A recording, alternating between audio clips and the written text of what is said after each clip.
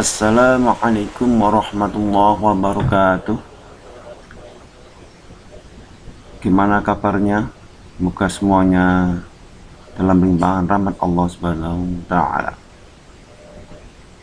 Semoga semuanya sehat dan tidak ada yang absen. Kali ini kita akan belajar tentang toharoh.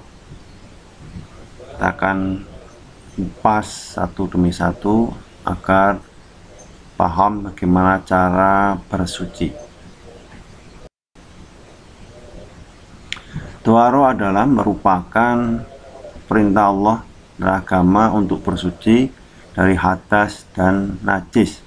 Kedudukan bersuci dalam hukum Islam termasuk amalan yang penting, lantaran salah satu syarat sah sholat adalah diwajibkannya suci dari hadas dan najis.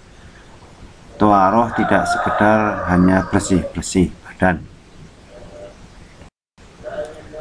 Pengertian toharoh.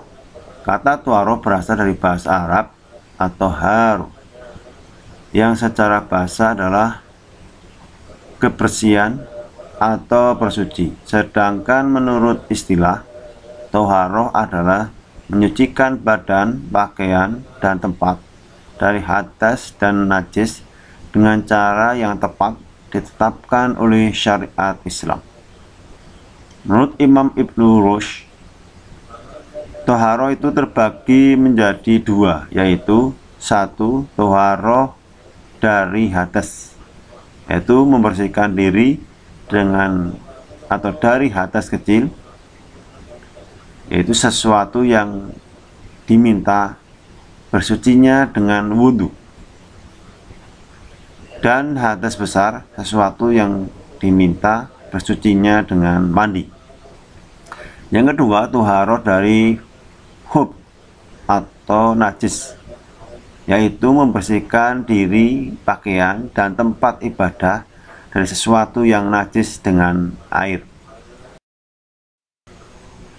Najis. Pengertian najis. Najis menurut bahasa adalah apa saja yang kotor, sedangkan menurut syarak berarti kotoran yang mengakibatkan sholat, ibadah lain atau tawaf tidak sah, seperti darah dan kencing. Pengertian hadas. Hadas secara etimologi ialah seseorang yang tengah berhadas, sedangkan secara terminologi ialah sesuatu yang mengkotori anggota tubuh yang bisa mencegah sahnya sholat, seperti orang yang junub, haid, nifas, dan lain-lain. Cara bersuci dari hadas. Berdasarkan jenis hadas yang telah diketahui, ada yang disebut hadas kecil dan hadas besar. Perbedaan jenis hadas ini juga berlaku bagi perbedaan cara menyucikannya. Cara bersuci dengan hadas kecil cukup dengan wudhu atau tayamum, tetapi cara bersuci dengan hadas besar dengan menggunakan mandi. Alat-alat untuk bersuci. Yang pertama adalah air. Dasar penggunaan air untuk bersuci dari najis dalam pernyataan Rasulullah berikut ini.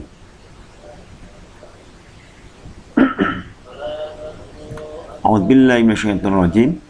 Al-ma'u la yunajjisuhu syai'un illa ma ghuliba 'ala tahmihi aw lanihi aw rihihi. Air itu tidaklah menyebabkan najisnya sesuatu kecuali jika berubah rasa, warna, dan bau. Hadis riwayat Ibnu Majah dan Baihaqi.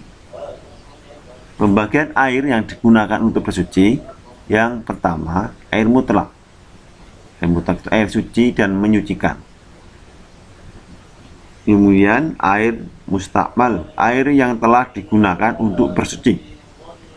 Air mutanajis, air yang terkena barang najis sehingga berubah salah satu sifatnya, baik warna, bau, atau rasa. air musyammas, air yang dipanaskan. 7 macam air yang boleh dan sah untuk bersuci, yaitu air hujan, air laut, air salju, mata air, sungai, embun, dan sumur. Yang kedua, alat untuk mensucikan najis atau hadas adalah debu yang suci.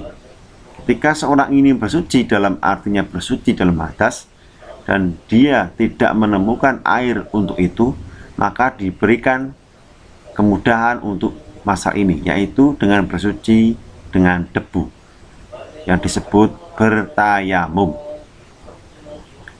Alat bersuci menghilangkan najis selanjutnya adalah yang ketiga, benda-benda yang dapat menyerap kotoran seperti batu, tisu, kayu, dan semacamnya. Dalam hal ini dikhususkan untuk menghilangkan najis seperti beristinja. Pembagian najis. Secara wujud najisnya, najis dibagi ke dalam 2 macam, najis ainiyah dan najis hukmiyah. Najis ainiyah adalah semua najis yang berwujud atau dapat dilihat oleh mata atau mempunyai sifat yang nyata seperti warna atau baunya, contoh kotoran, kencing, darah, dan sebagainya. Yang B, najis hukmiyah adalah semua najis yang telah kering dan bekasnya sudah tidak ada lagi serta sudah hilang antara warna dan baunya. Contohnya adalah kencing yang mengenai baju, kemudian kering sedangkan bekasnya tidak nampak. Itu juga dikatakan najis. Sedangkan secara timbangan berat ringannya najis dibagi ke dalam 3 golongan, yaitu najis mughaladah, mukhafafah, dan mutawasithah.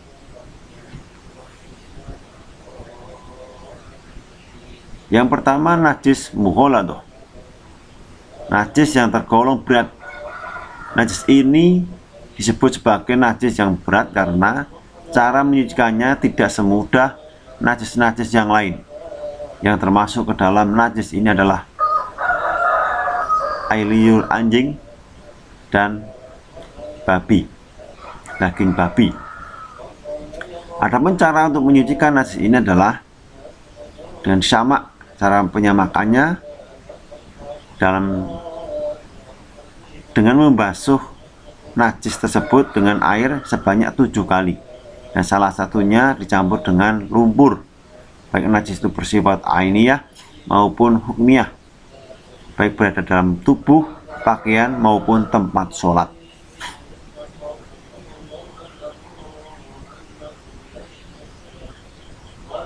Kemudian najis mukhaffafah adalah najis yang ringan, kencing bayi laki-laki yang belum makan apapun selain susu dan umurnya belum sampai 2 tahun. Itu najis mukhaffafah. Cara mensucikannya cukup dengan mempercikkan air sampai merata. Baik najis itu bersifat ainiyah maupun hukmiyah, baik dalam tubuh, pakaian, ataupun tempat. Yang ketiga atau C, najis mutawasithah adalah najis yang sedang atau pertengahan antara kedua najis sebelumnya, yaitu najis selain anjing dan babi, atau najis selain kencing bayi laki-laki yang belum makan apapun selain susu, suatu seperti kencing manusia, tai binatang, dan darah. Adapun cara menyucikannya adalah dengan mengalirinya air sehingga dapat menghilangkan bekasnya dan hilang pula sifat-sifatnya seperti warna, rasa maupun baunya, baik najis itu bersifat ainiyah maupun hukmiyah. baik berada dalam tubuh, pakaian, maupun tempat. Bentuk-bentuk najis. Najis yang harus disucikan ini banyak sekali, harus diperhatikan. Pertama ada babi, kemudian bagian tubuh ternak yang dipotong saat masih hidup, kemudian darah binatang, kemudian daging bangkai, kemudian wadi, kemudian madhi, kemudian kencing dan kotoran binatang, kemudian air liur dan keringat anjing, kemudian darah nifas, darah haid, selanjutnya kotoran manusia, juga kencing manusia. Itulah yang tergolong najis yang harus disucikan. Pembagian hadas. Hadas kecil. Hadas kecil adalah bila seseorang dalam keadaan bernajis disebabkan buang hajat selain belum beristinja. Selama belum beristinja, maka ia tetap dalam keadaan berhadas kecil. Kemudian hadas besar. Hadas besar adalah seorang dalam keadaan bernajis yang mewajibkan ia mandi sesudah berhadas besar, itu baru dinamakan ia suci dari hadas besar. Sebab-sebab orang berhadas. Yang pertama, bersenggama atau bersetubuh dengan atau suami istri, sehingga harus wajib mandi. Yang kedua, keluar mani, juga wajib mandi. Yang ketiga, haid. Yang keempat, nifas, juga wajib mandi. Istinja atau istijmar. Pengertian istinja, berkata istinja menurut bahasa ada dua perbuatan yang dilakukan untuk menghilangkan najis. Itu perbuatan untuk menghilangkan najis, yaitu tai atau kotoran manusia. Adapun menurut istilah, istinja ialah perbuatan yang dilakukan untuk menghilangkan najis dengan menggunakan benda seperti air atau batu. Jadi istinja berarti menggunakan benda, batu, atau air. Pengertian istijmar adalah menghilangkan sisa buang air dengan menggunakan batu atau benda-benda semisalnya. Syarat daripada istinja dan istijmar adalah hilang rasa, bau, dan warna. Sekarang pembahasan wudhu. Pengertian wudhu adalah bersih dan indah. Sedangkan menurut istilah ialah menggunakan air pada anggota badan tertentu dengan cara tertentu juga, yang dimulai dengan niat guna menghilangkan hadas kecil. Wudhu merupakan salah satu syarat sahnya sholat, yaitu orang yang akan sholat diwajibkan berwudhu lebih dahulu. Tanpa wudhu, sholat tidak sah. Kemudian membahas pengertian mandi. Mandi adalah meratakan air ke seluruh tubuh dengan tujuan untuk menghilangkan hadas besar. Manusia perlu mandi untuk menghilangkan bau, debu, dan sel-sel kulit yang sudah mati. Mandi bermanfaat untuk memelihara kesehatan, menjaga kebersihan, serta mempertahankan penampilan agar tetap rapi. Setelah mandi, manusia biasanya merasa segar, bersih, dan santai. Tata cara mandi wajib. Cara mandi wajib yaitu disunahkan menghadap kiblat. 2. Niat. 3. Membasuh kedua telapak tangan 3 kali. 4.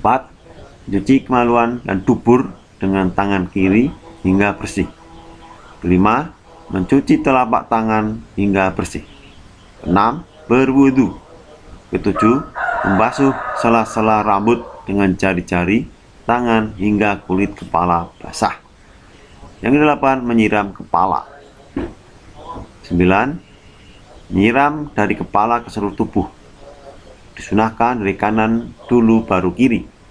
Yang ke-10, membasuh kedua telapak kaki sampai mata kaki. Mandi wajib. Apa saja yang harus mandi wajib? Yaitu atau mandi junub, bersetubuh suami istri,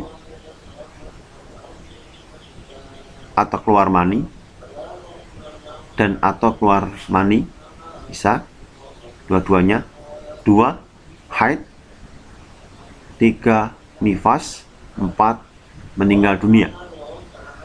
Mandi sunnah, ini di keterangan yang sunnah dikerjakan: mandi Jumat, mandi sholat hari raya,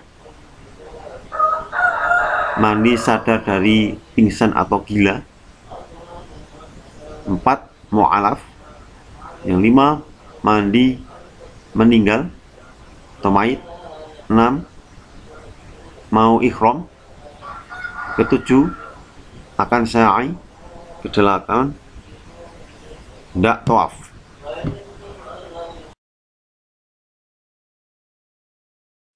Tayamum. Kita membahas tayamum. Tayamum adalah mengganti wudhu atau mandi wajib yang tadinya seharusnya menggunakan air bersih, diganti dengan menggunakan tanah atau debu yang bersih.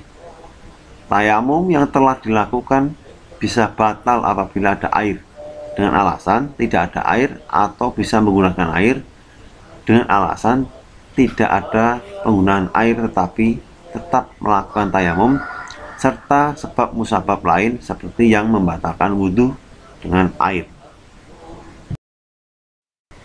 Sebab melakukan tayamum yaitu perjalanan jauh. Dalam perjalanan jumlah air tidak mencukupi, kemudian berusaha mencari air tapi tidak ada. Keempat, air yang ada suhu atau kondisinya mengundang kemudorotan. Syarat selanjutnya, air yang ada hanya untuk minum.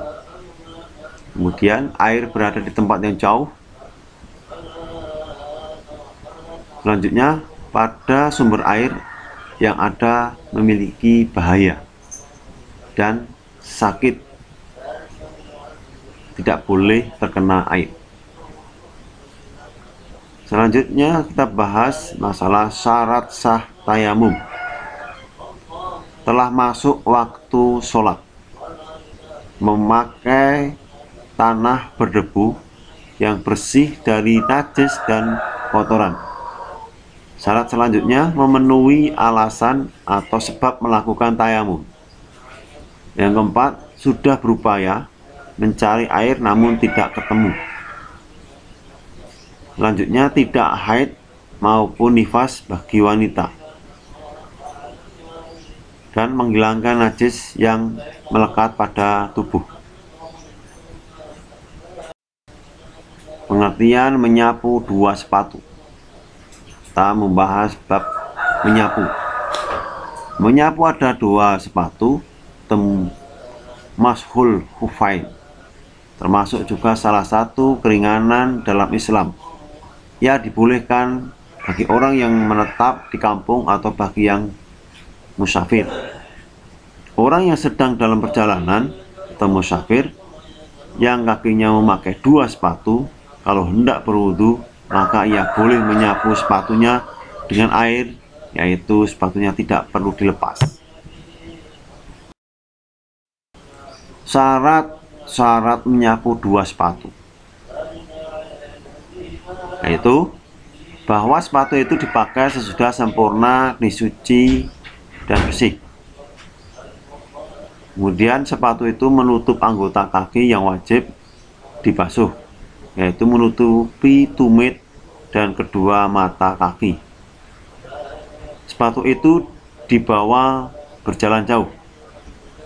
Kemudian jangan ada di dalam dua sepatu itu najis atau kotoran. Dalil-dalil tentang tohar antara lain, a'udzubillahi minasyaitonirrajim, innallaha yuhibbut tawwabin wa yuhibbul mutatahhirin. Sungguhnya Allah menyukai orang-orang yang bertobat dan menyucikan diri. Dalil yang lain, la yuqbalullahu sholati biqairi tuhur. Allah tidak akan menerima sholat yang tidak dengan bersuci. Hadis riwayat Muslim. Etika sosial dan aktualisasi ibadah taharah dalam kehidupan sehari-hari. Etika buang air yaitu masuk ke kamar mandi dengan mendahulukan kaki kiri, baca doa, tidak boleh ngobrol, dan ketika dari kamar mandi dengan mendahulukan kaki kanan dan membaca doa. Etika selanjutnya, jangan membuang air besar dan kecil di tempat yang sering dilewati orang atau berteduh karena membahayakan dan takut binatang yang tersakiti. Etika selanjutnya, jangan menghadap atau membelakangi kiblat pada saat buang air kecuali dilakukan dalam bangunan atau ruang khusus. Selanjutnya, etika wudhu, yaitu jagalah diri selalu dalam keadaan wudhu atau senantiasa memperbaharui wudhu. Etika selanjutnya, jangan tidur sebelum berwudhu. Etika wudhu selanjutnya, awali dengan basmalah ketika berwudhu. Selanjutnya, bersiwak ketika setiap kali berwudhu, dan mulailah berwudhu dengan bagian kanan. Etika mandi, jangan masuk ke masjid dalam keadaan junub kecuali setelah mandi. Untuk wanita, jangan masuk masjid dalam keadaan haid atau nifas kecuali setelah mandi. Etika mandi selanjutnya, jangan membiarkan aurat terbuka, kemudian membasuhi seluruh badan dan menggosok-gosoknya, dan basuh kepala lebih dahulu bersamaan dengan minyak, kemudian badan sebelum kanan, setelah itu bagian kiri, masing-masing 3 kali basuhan. Sekian, terima kasih. Assalamualaikum warahmatullahi wabarakatuh.